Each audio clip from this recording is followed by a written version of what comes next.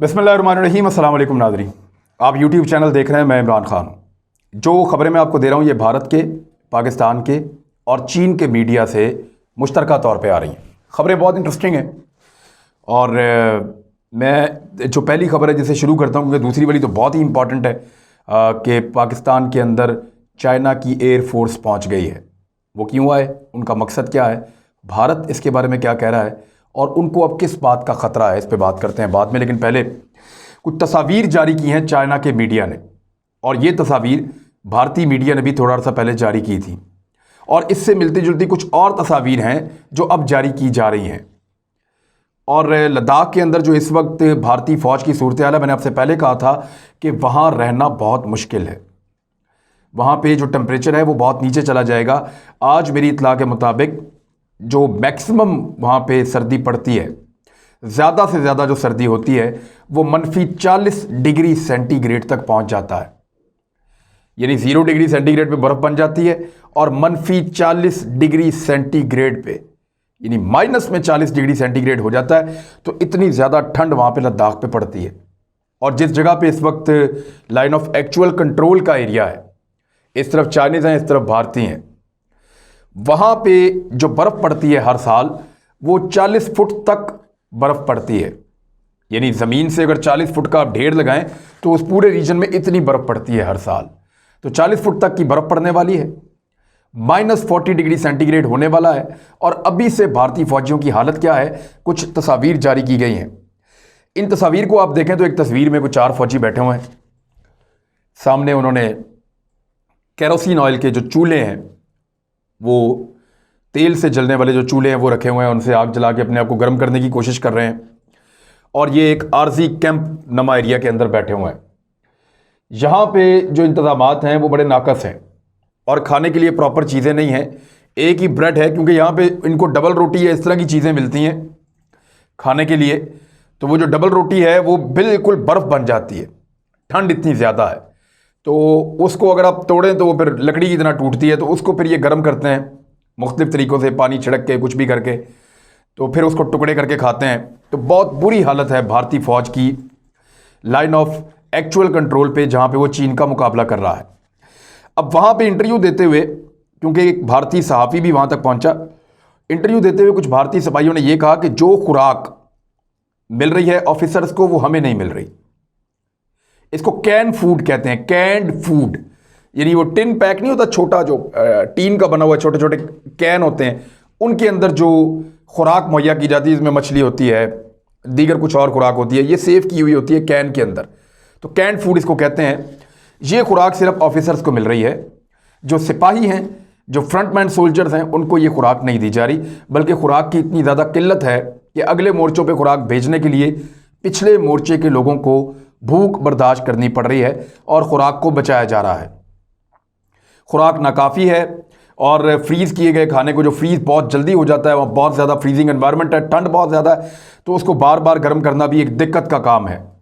और जो टेंट फ्राहम किए गए हैं इन फौजियों को, पहले टेंट्स की तरफ आ जाएं, वो नाकाफ़ी हैं। भारत ने जो स्लोगन दिया था वो ये दिया था कि smart accommodation in cold desert, कि हम बड़ी स्मार्ट और बड़ी ज़बरदस्त अकोमोडेशन देंगे कोल्ड डेजर्ट के अंदर, दुनिया के ठंडे तरीन सहरा के अंदर, बहुत बुलंदी के ऊपर वो है, लेकिन वो ये कर नहीं पाए। उन्होंने अमेरिका से बहुत सारा सामान इंपोर्ट किया, मंगवाया, लेकिन क्योंकि जंग बहुत ज़्यादा बढ़ती चली जा रही है, तैयारी बहुत ज़्यादा बढ़ती चली जा रही है, चाइना की फ़ौज की तादाद बहुत ज़्यादा बढ़ गई, तो फिर भारत को भी फ़ौज बढ़ानी पड़ी। और जब फ़ौज उन्होंने बढ़ाई तो उनके अखराजात बढ़े और उनका सामान कम पड़ गया। तो भारत के लिए बहुत मुश्किल है कि अगले मोर्चों के ऊपर मौजूद अपने फ़ौजियों को महफूज रख सकें। अगले मोर्चे बहुत ज़्यादा सर्द इलाकों में हैं, बहुत ज़्यादा बुलंद इलाकों में हैं, और वहाँ इस वक्त जो है वो बला की बर्फबारी हो रही है। और जो टेंट उनको फराहम किए गए हैं उनमें ये कैपेसिटी नहीं है कि वो गर्म कर सकें। वो इस नौयत के नहीं है कि वो मनफी टेम्परेचर के अंदर, फ्रीजिंग एनवायरनमेंट के अंदर बेहतर सहूलियात फराहम कर सकें। ना खुराक गर्म मिल रही है, बेहतर मिल रही है, ना टेंट अच्छे मिल रहे हैं, ना उनको सहूलियात अच्छी मिल रही हैं, बल्कि जो इक्विपमेंट जिसको पहन के वो ट्रैवल करते हैं वो पुराना है और नाकस है, जिसकी वजह से भारतीय फ़ौजियों को बहुत ज़्यादा मुशक्क़त करनी पड़ रही है और बहुत ज़्यादा सर्दी की लहर को झेलना पड़ रहा है। 24 और 25 और 26, 27 ये दिसंबर की जो 4 तारीखें हैं, इनमें सर्दी की एक बहुत खौफनाक लहर आने वाली है। उस लहर के असरात पाकिस्तान तक भी आएंगे, क्योंकि ये बड़ी खौफनाक लहर है सर्दी की। पिछले साल ये लहर जो है वो 27 दिसंबर को आई थी। इस साल ये 4 दिन पहले 5 दिन पहले तवक्को की जा रही है कि सर्दी की एक बड़ी शदीद लहर आएगी जो इन इलाकों को छूती हुई गुजरेगी, और उसके बाद यहाँ पे लगातार एक मुंजमद किस्म का माहौल रहेगा चंद दिन तक। वो भारत के लिए एक बहुत मुश्किल वक्त आने वाला है, बड़ा भयानक। एक वीडियो जारी की गई है जिसमें सर्दी के अंदर जो फौजी अकड़ के मारे गए हैं लद्दाख में, उनकी लाशों को मुंतकिल किया जा रहा है स्लीपिंग बैग के अंदर डाल के, और फौजी बर्फबारी के दौरान उनको लेकर जा रहे हैं। अब ये जो वीडियोस और तस्वीर हैं ये बहुत ज़्यादा डीमोरल कर रही हैं भारतीय फ़ौज को, और मोराल बुलंद कर रही हैं चाइनीज़ फ़ौज का, इसलिए कि उनके पास बेहतरीन सहूलियात हैं, बेहतरीन सामान है, बेहतरीन टेंट्स हैं, बेहतरीन इक्विपमेंट है, बेहतरीन हथियार हैं, बेहतरीन खाना है, सबके पास कैंड फूड है और अच्छी खुराक है, गर्म खुराक है, अच्छी अद्वियात हैं। तो इसलिए चाइनीज़ फ़ौजी जो हैं वो इस मामले में उन पर सबकत ले गए हैं, और बहुत सारे जो टेंट्स हैं भारतीय फ़ौज के वो दब गए हैं बर्फ़ के अंदर, और उनके पास ऐसी मशीनरी मौजूद नहीं है जो बर्फ़ को हटा के उनको वापस रीएक्टिव कर सके सारे माहौल को। तो बड़ी मुश्किल से इस वक्त भारतीय फ़ौजी उस जगह पे गुजारा कर रहे हैं। टेम्परेचर -40 डिग्री सेंटीग्रेड तक पहुंचने वाला है और 40 फुट तक बर्फ़ भी वहाँ पे पड़ेगी। तो ये एक बड़ा खौफनाक सिनेरियो है जो भारतीय फ़ौज के लिए। लेकिन भारतीय जो एक्सपर्ट्स हैं वो इसको कुछ और तरह कह रहे हैं। वो ये कह रहे हैं कि ये साइकोलॉजिकल ऑपरेशंस हैं चाइना के जो वो करता है, और इससे हमारी फ़ौज को डीमोरल करता है। मैंने आपको पहले बताया था कि वो ऊंची ऊंची स्पीकर्स के ऊपर गाने लगा देते हैं और भंगड़ा वाले गाने लगा देते हैं, जिनको सुन के सिख जो है वो जोश में आ जाते हैं। तो पंजाबी गाने वो लगाते हैं और इस किस्म की वो और टैक्टिक्स भी करते हैं चाइनीज़ जो हैं।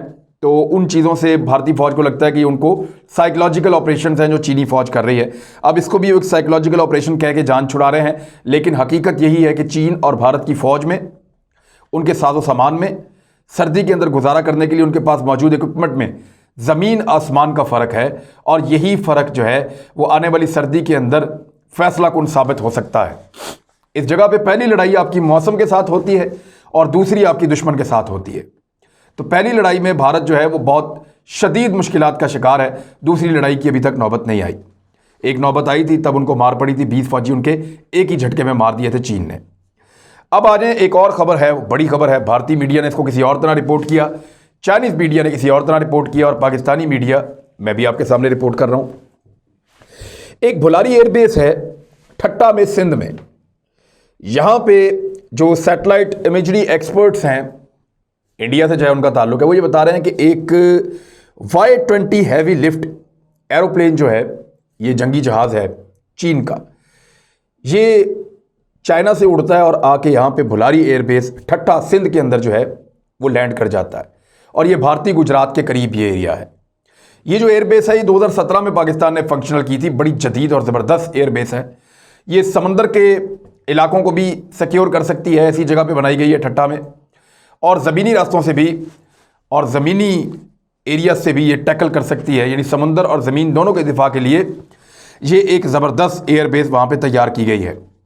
यहाँ पे चाइना के एयरक्राफ्ट आके उतरे हैं, और पीपल लिबरेशन आर्मीज़ एयरफोर्स ने ये बताया है कि 7 दिसंबर को हम यहाँ पे पहुँचे और अब हम यहाँ पे बड़ी ज़बरदस्त एक्सरसाइजेस करने वाले हैं। हमारे फाइटर जेट्स भी यहाँ पे पहुँच गए हैं और हमारे फौजियों को भी हमने पाकिस्तान में उतार दिया है, और वो वहाँ पे अब प्रैक्टिस करने वाले हैं। किस चीज़ की? Bilateral military exercise aimed at improving Pakistan and China's actual combat training. यानी जो हकीकी जंगी तरबियत है उसको मज़ीद बेहतर बनाने के लिए कि अगर जंग हो जाती है तो उस सूरत हाल में दोनों फ़ौजों को मिलकर एक दूसरे का साथ कैसे देना है, दोनों एक दूसरे की सलाहियतों को जान लें, एक दूसरे की लड़ाका तैयारों को जान लें, एक दूसरे की दिफाई हिकमत अमली को जान लें, दोनों को पता हो कि किस तरीके से अटैक करना है दुश्मन पे और किस तरीके से वापस आना है, एक अच्छे कम्बिनेशन के साथ लड़ सकें। उसके लिए ये एक्सरसाइजेज हो रही हैं, और इसको कहा जा रहा है, इस दफ़ा इसका नाम जो है वो China Pakistan joint air force exercise Shaheen 9, 9वीं एक्सरसाइज पाकिस्तान के अंदर ये है। और इस वक्त भारत को इस पर क्या परेशानी है वो मैं आपको बताता हूँ, लेकिन पहले आप ये देख लें कि ये एक्सरसाइज 2 हफ्ते से ज़्यादा चलेगी, ये कहा जा रहा है, और दिसंबर के एंड तक चलेगी।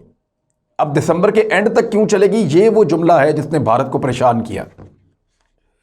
यानी जब भी कभी एक्सरसाइजेज होती हैं तो तय होता है कि ये इस दिन ख़त्म हो जाएंगी, इस दिन शुरू होंगी, इस दिन ये होगा, इस दिन ये होगा। ये बाकायदा फोर्सेस को उनका पूरा टाइम शेड्यूल होता है कि 12 दिन की हैं, 15 दिन की हैं, 18 तारीख से 24 तारीख की हैं, 25 तारीख से 29 तारीख की हैं, जैसे भी है। लेकिन यहाँ पे उसका ओपनिंग टाइम तो बता दिया गया कि हम पहुँच गए हैं। चीन ने वापसी का नहीं बताया कि वापसी का टाइम क्या है और एक्सरसाइजेज की डिटेल क्या है।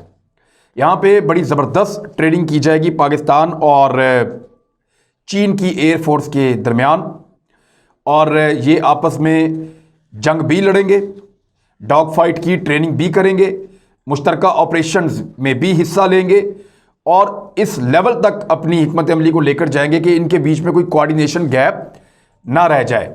और पाकिस्तान की प्लानिंग क्या हो सकती है मुमकिन तौर पे भारतीय हमले की सूरत में, और चीन की प्लानिंग क्या हो सकती है भारत के खिलाफ, इसके ऊपर भी एक स्ट्रेटजी जो है पूरी की पूरी वो डिस्कस की जाएगी। भारत ये कह रहा है कि इस वक्त ये जो प्लानिंग हो रही है ये इंतहाई खौफनाक है भारत के लिए, क्योंकि भारत अब एयरफोर्स के ऊपर इंहिसार कर रहा है। ख़ास तौर पे जब से उसने फ्रांस से रफ़ाल तैयारे लेना शुरू किए हैं, उसके बाद से उनको ऐसा लगता है कि उनकी एयरफोर्स शायद बहुत तगड़ी हो गई है। अगर ऐसा होता तो यूएई की एयरफोर्स जो है वो अब तक पता नहीं क्या कुछ कर गई होती। उनके पास भी रफ़ाल तैयारे हैं, दुनिया भर के मुल्कों के पास हैं, लेकिन खाली तैयारों से जंग नहीं होती, हिकमत अमली से जंग होती है। और चीन के पास रफ़ाल से भी जदीद तरीन तैयारे हैं, पाकिस्तान के पास इसकी टक्कर के तैयारे मौजूद हैं। तो आने वाले वक्त में जो है बड़ा डिफ़िकल्ट टाइम है इंडिया के लिए, और उनको ये नज़र आ रहा है। वो ये कह रहे हैं कि उनको शक है कि पाकिस्तान और चीन इस वक्त जो कर रहे हैं, थोड़े दिन पहले चीनी वज़ीर दिफा है, उन्होंने दिफाई मुआहदा किया यहाँ पाकिस्तान में, फिर वो नेपाल एक दिन पहले गए, वहाँ नेपालियों के साथ उन्होंने गठजोड़ किया और पूरी हिकमत अमली बनाई, और उसके बाद उनकी फोर्सेज इन मुल्कों का दौरा कर रही हैं। एयरफोर्स किसी भी जंग के अंदर बहुत बुनियादी रोल प्ले करती है और उसका फैसला कुन किरदार होता है। और चाइनीज़ एयरफोर्स का पाकिस्तान के अंदर आना और यहाँ पे आकर जंग की फाइनल तैयारी करना भारत के लिए बहुत इंपॉर्टेंट है, और भारत इसको बहुत ख़तरनाक अपने लिए समझ रहा है। इससे पहले मैं आपको ये बता दूं कि पाकिस्तान और चीन ने दिफाई महाज के ऊपर, चाहे वो लाइन ऑफ एक्चुअल कंट्रोल का हो, चाहे वो लाइन ऑफ कंट्रोल का हो, एक दूसरे के साथ बेहतरीन कोऑर्डिनेशन रखी है, एक दूसरे के साथ बेहतरीन जंगी हिकमत अमली बनाई है, और एक दूसरे के साथ मिलकर बेहतरीन तरीक़ाकार तैयार कर लिया है कि भारत को अगर टैकल करना है तो कैसे करना है। क्योंकि भारत इस खित्ते में गुंडा बनना चाहता है और चीन और पाकिस्तान ज़्यादा नुकसान किए बगैर इस पूरे खित्ते का उन इलाकों को आज़ाद करवाना चाहते हैं जो अपनी आज़ादी के लिए 70 साल से जद्दोजहद कर रहे हैं। चाहे वो कश्मीर के लोग हैं, लद्दाख के लोग हैं, अरुणाचल के लोग हैं, या कारगिल के लोग हैं। इन सारे रीजन के अंदर, इस सारे रीजन के अंदर बहुत सारे लोगों को आज़ादी चाहिए और वो अपनी आज़ादी के लिए आवाज़ उठा रहे हैं। पाकिस्तान और चीन इस बात को समझते हैं कि जब तक इन लोगों को आज़ादी नहीं मिलती ये खित्ता ख़तरे में रहेगा। तो ज़्यादा बड़ा जंगी नुकसान किए बगैर किस तरीके से भारत को मजबूर किया जाए कि वो इन लोगों की जान छोड़े, इस हिकमत अमली के ऊपर पाकिस्तान और चीन जो है वो काम कर सकते हैं। और भारत को साफ नज़र आ रहा है वो मंजर जब उसको 2 फ्रंट वॉर लड़नी पड़ेगी। भारतीय जर्नैल जब से हम छोटे से थे तब से हम सुन रहे हैं, बल्कि जब से भारत जो है वो उनकी फ़ौज बनी है, उन्होंने जंगें लड़ना शुरू की हैं, तब से वो एक जुमला कहते हैं कि हम 2 फ्रंट वॉर के लिए तैयार हैं। और जब वो 2 फ्रंट वॉर कहते हैं तो इसका मतलब है कि वो चीन से और पाकिस्तान से बैक वक्त लड़ने के लिए तैयार हैं। चीन का जो महाद है वो बहुत मुश्किल है, लेकिन चीन ने हतमी जंग की तैयारी कर ली है लद्दाख के पूरे रीजन में, अरुणाचल प्रदेश के बॉर्डरों तक, और अपने फौजियों को जहां जहां पहुंचाना है पहुंचा दिया है। इसी तरह पाकिस्तान की भी तैयारी मुकम्मल है। अब भारत अगर कोई शरारत करता है, जो वो करने वाला है आज़ाद कश्मीर में, ये पक्की इंटेलिजेंस रिपोर्ट्स मौजूद हैं, तो भारत की शरारत की सज़ा इस वक्त उसको वैसे ही मिलेगी जैसे आर्मीनिया को आज़रबाईजान ने शरारत की सज़ा दी थी। मेरी उम्मीद है और मेरी ख्वाहिश है बतौर कश्मीरी भी बतौर पाकिस्तानी भी कि अल्लाह ताला कश्मीरियों के हक़ में कोई बेहतर फ़ैसला फरमा दें और कश्मीरियों को आज़ादी का सूरज नसीब हो। अब तक के लिए इतने, अपना ख्याल रखिएगा, अपने इस चैनल का भी। अल्लाह हाफ़िज़।